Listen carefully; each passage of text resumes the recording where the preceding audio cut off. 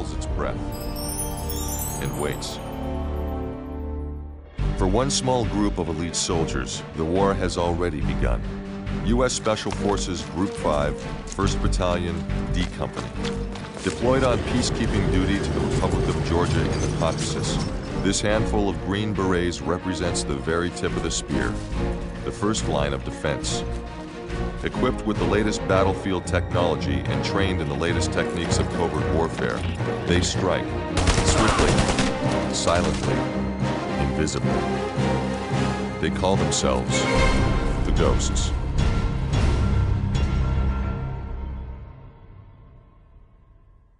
There are three franchises I think many people, including myself, associate with the tactical shooter genre: Rainbow Six, the two SWAT games, and the original Ghost Recon. Back in the late 90s and early 2000s, these were the trifecta of tactical shooters. For their time, these games were pretty unique and required you to forget everything you had learned from other first-person shooters at the time, like Doom and Wolfenstein, for example. You don't just run and gun, blow away endless hordes of enemies, and take a barrage of bullets to the face like you're the Terminator. No, in reality, you would die. Reality. That's more or less what tactical shooters attempt to replicate. Now, we've reviewed Rainbow Six 3, SWAT 3 and 4, and even some mods to go along with those games. We reviewed them all around the same time, and since then, one of the more common questions from our viewers is, are you ever going to review Ghost Recon? Well, we heard you, and now we're here to deliver. The reason I didn't review it sooner is because I was burnt out. I downright suck at tactical shooters, and had just blasted through the other games. So rather than push through another, I decided to give the genre a rest and return later when I was ready and refreshed. Also, if I'm not in the mood to play something, it will lead to a half-assed review, which I will never do. So before really getting into this review, I'd like to extend our sincerest gratitude for all of your positive comments and feedback over the past several months. Our tactical shooter reviews have taken off, and those videos alone are really helping the channel grow. After giving the genre a rest for a while, I figured now's a good time to jump back in, and the first game that came to mind was the original Ghost Recon. Developed by Red Storm Entertainment and published by Ubisoft, Tom Clancy's Ghost Recon was released for PC in November 2001. This review will also cover the expansion packs Desert Siege released in 2002 and Island Thunder released that same year. I will also be taking a look at Ghost Recon Heroes Unleashed, one of the most ambitious mods I've ever seen. The release of Ghost Recon marked a defining moment for tactical shooters by introducing a whole new take on the genre and refining the gameplay. The next defining tactical shooter would be Rainbow Six 3, released in 2003, and after that, each franchise in the trifecta would go down different paths, with drastic shifts in gameplay. Future games in both the Rainbow Six and Ghost Recon franchises would become more streamlined and less tactical with each passing game. SWAT just died. Nevertheless, with great games comes dedicated fans, and Ghost Recon has a loyal following keeping it alive. So let's take a look at Ghost Recon and see how it left its mark on the video game industry, and then question how we ended up with Wildlands. This is the Small Arms Range. If you've never played Ghost Recon before, I would highly suggest playing through the training course first. It lets you get used to the controls and teaches you everything you need to know. One of the reasons I never got into this game sooner was because I found it overwhelming. All of the controls, commands, and strategy involved kept me at bay, and I just had a hard time getting the feel for it. But once I got the hang of it, I actually realized it doesn't require as much brain power as the Rainbow Six titles. There's no real planning, the soldier customization is not as extensive, and thankfully you can quick save at any time during gameplay. There's 3 difficulty modes: Recruit, Veteran, and Elite. You can play through the original campaign consisting of 15 missions, and if you have both expansions, both have their own campaigns consisting of 8 missions each, equaling 31 missions total. In addition to the campaign is the Quick Mission mode, complete with different game types and maps based on the campaigns. Every campaign mission you complete is unlocked in the Quick Mission mode, and the Mission game type allows you to play through the campaign missions without the added stress of permadeath. Then there's the other game types like Firefight, where you need to take out all of the enemies on the map. The Recon game type requires you to make it to the extraction point without losing any soldiers. And finally, there's the Defend game type, where you need to defend your base from waves of enemy attackers. The Quick Mission mode is my favorite way to play Ghost Recon since it gives the game significant replay value. Of course, there's online multiplayer, but I didn't try it. We have official confirmation that at 0600 hours, 3 Russian armored divisions crossed the border and linked up with the rebel forces in the north. The story in each of the campaigns is pretty forgettable. Just like in many other tactical shooters, the stories really aren't the focus, and act more like backdrops for the gameplay. They're not engaging, there's no cutscenes, and the only thing advancing the stories in any meaningful way are the briefings you receive before each mission. The voice work for these briefings is alright, they sound convincing, but there's not much else I can say about it. Basically, you command a fictional squad of US Special Forces soldiers, sometimes referred to as ghosts. The Ghost Recon campaign takes place in 2008. Some kind of ultra-nationalist regime takes control of the Russian government, and then forms the Russian Democratic Union with plans to recreate the former Soviet Union. Obviously, this is not good, the US gets involved, and the ghosts are sent in to stop the ultra-nationalists, something like that. In Desert Siege, the year is 2009, and apparently the Ethiopian military has participated in illegal arms dealings with the same Russian ultra-nationalists from the previous year. With their new weaponry, the Ethiopian military decided to reclaim Eritrea. The Eritrean government eventually asks for international support, and of course the ghosts are called in to stop the Ethiopian government from advancing any further. Now in Island Thunder, according to the story, Fidel Castro died in 2006. It's now 2010, Cuba is supposed to be free, and it's time for the first free and open elections in over 50 years. However, the FDG, a group otherwise known as the People's Democratic Front, are anti-American and have put up a candidate in hopes of returning Cuba to a communist rule. The FDG uses violence as a means of coercion, and the ghosts are sent in to set things right. Now, I'm going to be honest, I had to look up the plot summaries because I just lost interest in these stories very early on, so thank you Ghost Recon Wiki. For those that enjoy the Tom Clancy stories or stories in any other Tom Clancy branded games, you may enjoy the campaigns here. But for me, I just find it hard to get into the whole international conspiracy, political, and military espionage type of stuff. It also doesn't help that the campaigns do next to nothing to really emphasize the stories. Before each mission, you can read and listen to a briefing, see what your objectives are, and even view a map of the area. After this, you're brought to the platoon menu where you choose your soldiers and their gear. The ghosts are organized into 3 fire teams, Alpha, Bravo, and Charlie.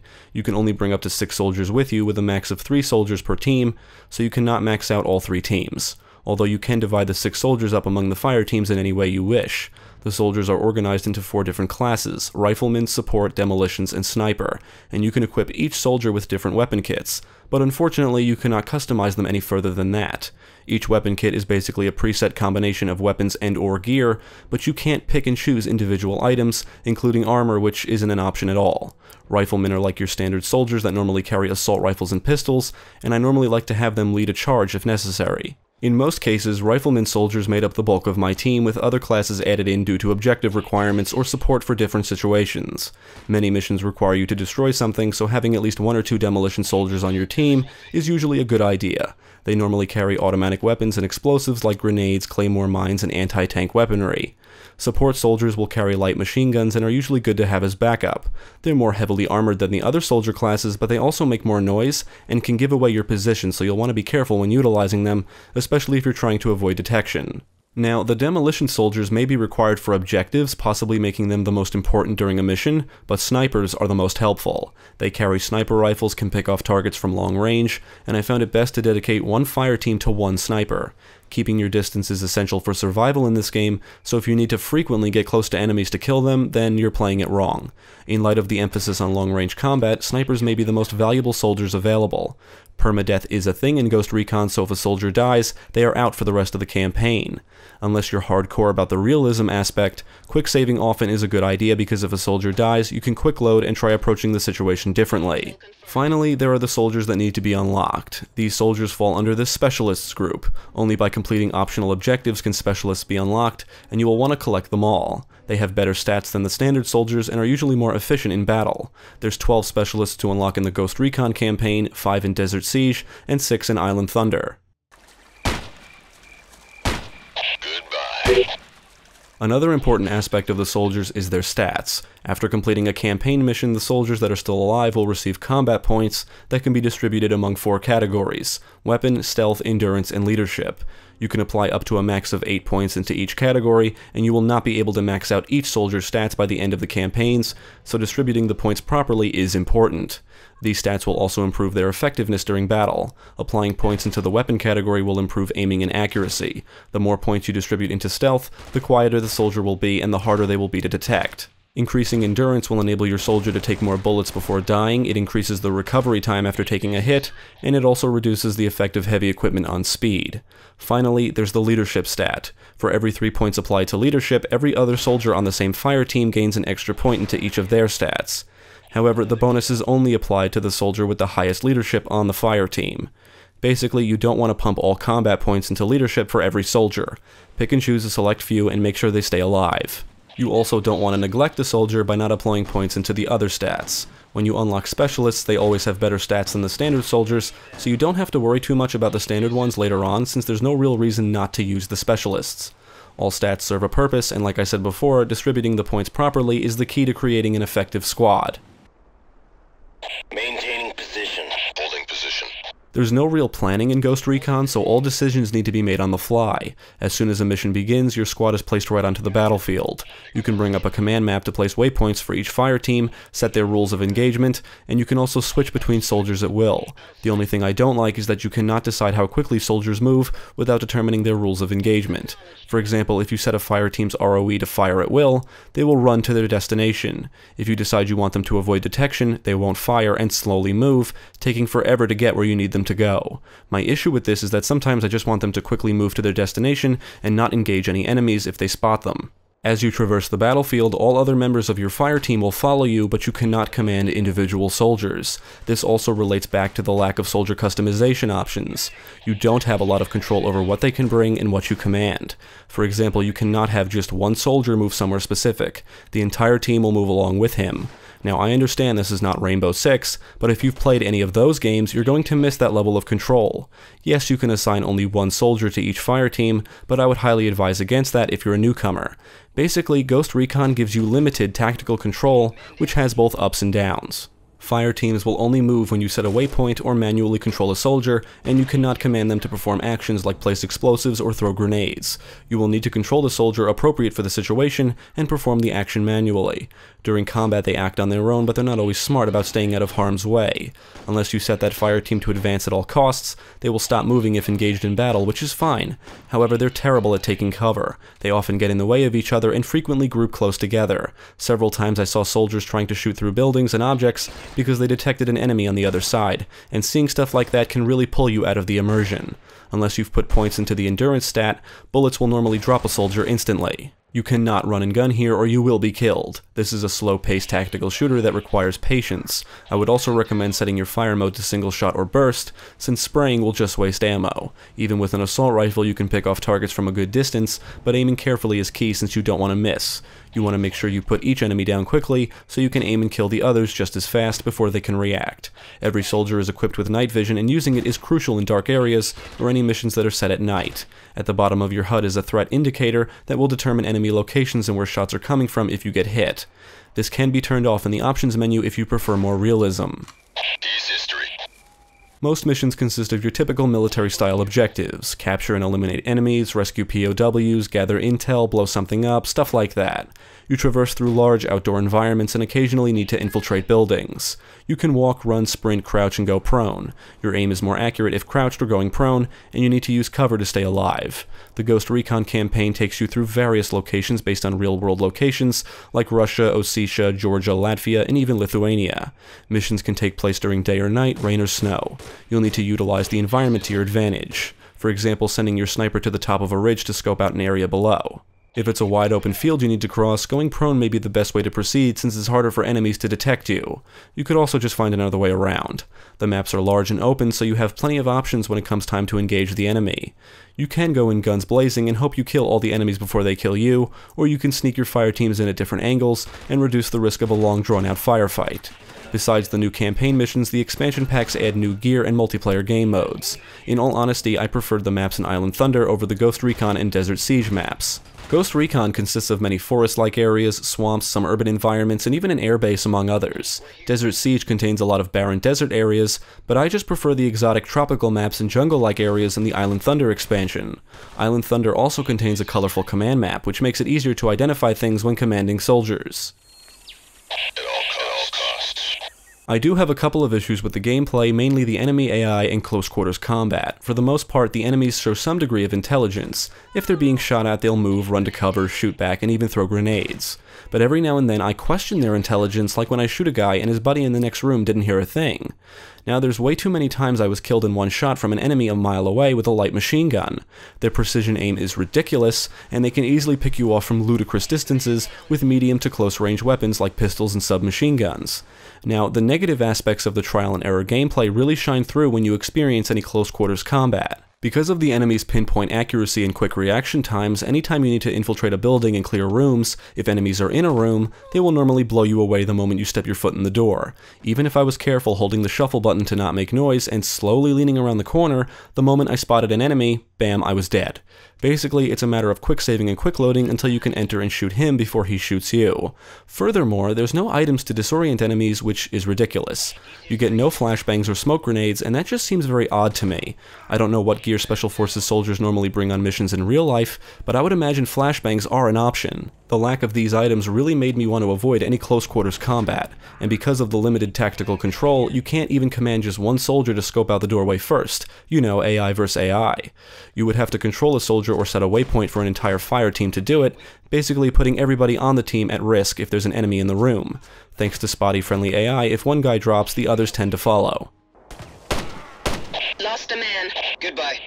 I think my biggest issue with Ghost Recon is the enemy placements, especially in the campaigns. The problem is enemy placements aren't randomized. Why is that a problem? Well, I'll tell you. Whether you like randomization or not, I feel strongly that randomized elements should be in every tactical shooter. To some degree, tactical shooters are all about trial and error, but in Ghost Recon, it's bad trial and error. When I play games like this, I like to be surprised. I expect a somewhat different experience each time I play. Tactical shooters should always keep you engaged, on alert, and just knowing one wrong step could mean death.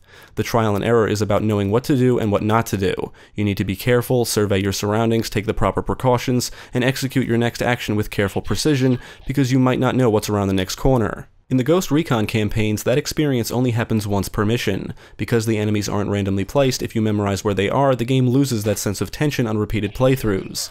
That sniper will always be on that ridge, or that guy will always patrol that area. If you replay through the campaign missions, you can always approach situations differently, but it's just not the same because you know exactly where the enemies are. If one of your guys dies, it's just a matter of quick saving, quick loading, and trying again, and that kind of trial and error just sucks.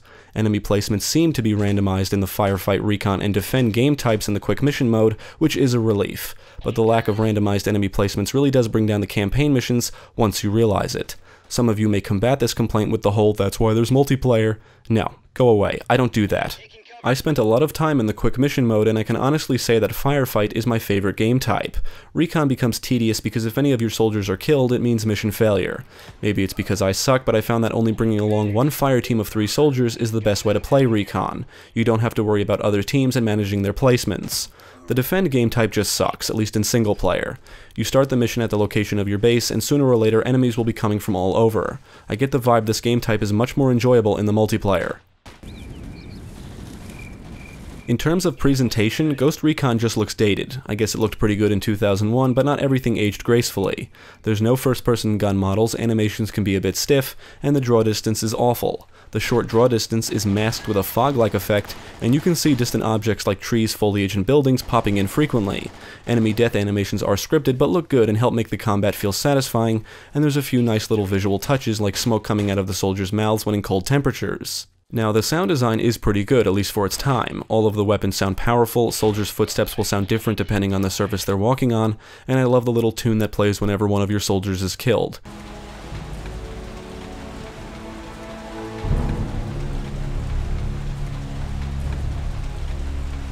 It's just very dramatic and adds to that sense of tension.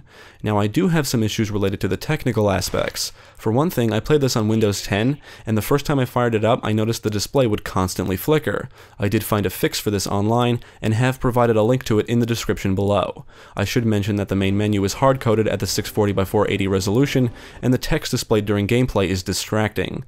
Whenever you quick save, quick load, something important happens, or if you have replays enabled, you're informed of these events through text displayed on the screen. The text is just too large and can sometimes obstruct your view. Other than these things, Ghost Recon is a solid performer.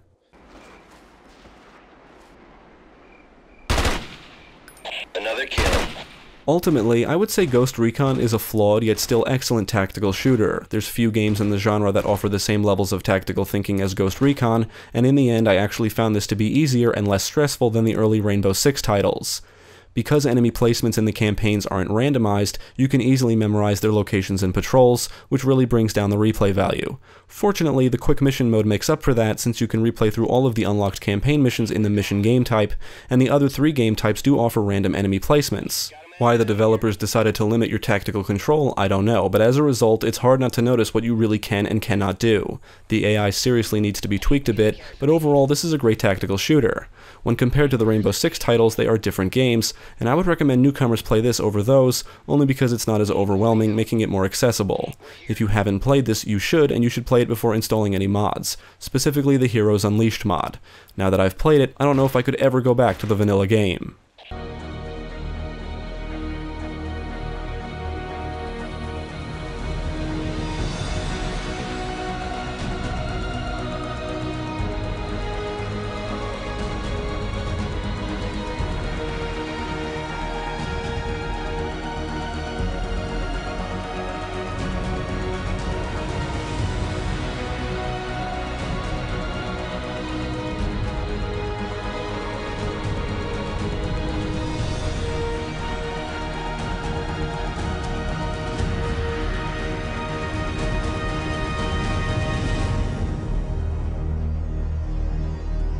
Ghost Recon Heroes Unleashed is an insanely huge mod that any Ghost Recon fan should immediately check out. I would highly recommend you visit the Heroes Unleashed website for details, read the README file for even more details and installation instructions, and any other documentation that comes with the mod because this thing is huge. Heroes Unleashed combines the Ghost Recon and expansion missions together and adds over 200 missions. There's 240 maps total, let that sink in. There's now over 400 weapon kits, and the mod comes with an entire spreadsheet detailing all weapon statistics.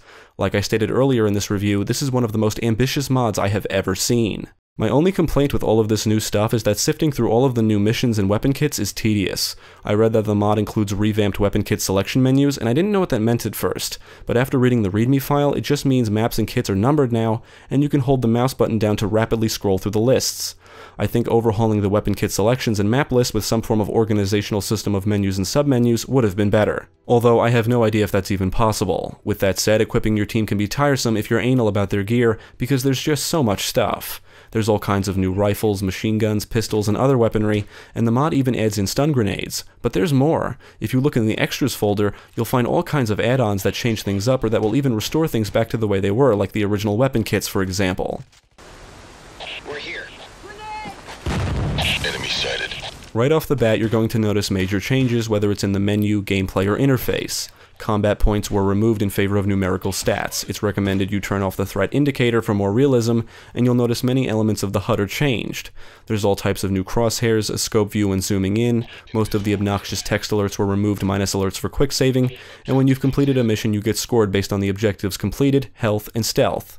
But that's not all. There's new sound effects, and they're definitely for the better. The command map no longer shows where spotted or even dead enemies are. There's dynamic mission weather changes, changes to enemy alertness, patrols, and reactions, their pinpoint accuracy was toned down, and there's even improved friendly AI, although they still show signs of stupidity. At one point I saw a soldier trying to walk through a wall, and sometimes my fellow soldiers just refused to follow me. If you're like me and only care about the single player, the mission mode is definitely the way to play. There's all new game types and variations of said game types. You still have the vanilla types, mission, firefight, recon, and defend, but there's a ton more. Escort has you escorting a VIP to the extraction zone. In capture, you need to capture and extract the warlord. Search and rescue, or SAR, requires you to rescue and extract the POW. The intel game type requires you to acquire the intel data package. In demo, you need to blow up the enemy weapons cache. In execute, you need to terminate a warlord. In siege, you're required to take over the enemy base to win. The most unique game type is Black Op. It consists of a randomized combination of objectives from the other game types. For example, you may have to rescue a POW and avoid detection, or maybe you need to retrieve the intel and blow up the enemy weapons cache. Black Op definitely offers the most replay value. We've arrived. Each game type also has variations: Stealth, Excel, and XXL. Stealth is my least favorite. Basically, you need to complete the objectives without being detected. Excel and XXL just determine the amount of enemies on the battlefield. Now, I did notice one significant issue with the Excel and XXL modes. Whenever I selected these variations, as soon as the game starts, there seems to be enemies all over the place, and my guys immediately start firing upon spawning in, and several usually end up getting killed. I've also heard reports of players saying there's not enough ammo to combat the amount of enemies in Excel and XXL. My guys usually died before I'd be able to find that out, but the increase in enemy numbers is noticeable. I have yet to play through every single new map, but every one I did check out was exceptionally well crafted with excellent texture work. The maps range in size, take place in all different locations, indoor and outdoor, and it's just amazing how much quality content is pumped into this mod. There was only one map where I couldn't place waypoints for a fire team, it just wouldn't let me do it. Now, I could go on and on about Heroes Unleashed, but there's just so much new stuff included, it's ridiculous. It's basically a complete overhaul of the game to make it better in every single way. The creator even overhauled the ballistics to be more realistic. And I didn't even try the multiplayer, but there's plenty of changes there too. Even the included extras are worth checking out, and they're not all gameplay related either. There's original Ghost Recon media like videos including the making of Ghost Recon, wallpapers, and even artwork. It's insane. The dedication is truly amazing. When all is said and done, Ghost Recon is still one of the best tactical shooters to date. I think the limited tactical control holds it back, but those that have never played the early Rainbow Six titles may not even notice. This is one of the defining games in the genre, and has amassed a serious dedicated following. Just like Rainbow Six, Ghost Recon's future meant big changes, and what we ended up with in the end doesn't even resemble how the series started. So, thank you for watching, and long live the original Ghost Recon.